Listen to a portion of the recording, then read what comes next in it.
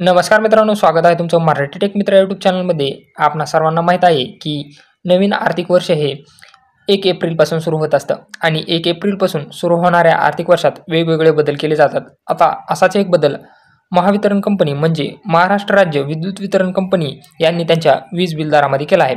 हा बदल आता सामान्य ग्राहकांना भारी पडणार आहे आणि यामध्ये आता वीज बिलामध्ये किती वाढ करण्यात आलेली आहे याबद्दलची माहिती आपण या व्हिडिओमध्ये जाणून घेणार आहोत. पाहू शकता, महावितरण इलेक्ट्रिसिटी रेट वीज दरवाढीचा झटका. राज्यात महावितरण विभागाकडून आजपासून नवे वीज दर लागू करण्यात आले आहेत.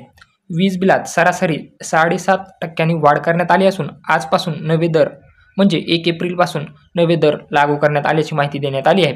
दरम्यान मागच्या वर्षीही महावितरणकडून वीज दरवाढीचा झटका दिला होता. वर्षात दरवाढ होत असल्याने महावितरणकडून ग्राहकांना वीज दरवाढीचा शॉक बसणार आहे.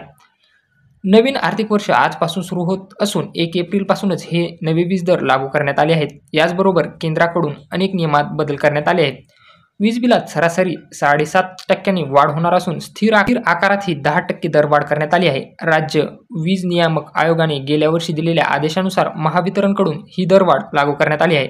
त्यामुळे उन्हाचा तडाखा वाढत असतानाच महावितरणच्या वीज ग्राहकांना 1 एप्रिलपासून वीज दरवाढीचा शॉक बसणार आहे. परिणामी वीज बिलात किमान 50 रुपयांची वाढ होणार आहे. तर आता त्यांच्या बिलामध्ये त्यांना वाढ पाहायला मिळणार आहे. जर व्हिडिओ आवडला असेल तर चॅनलला नक्की सबस्क्राईब करा आणि बेल आयकॉनला प्रेस करायला विसरू नका.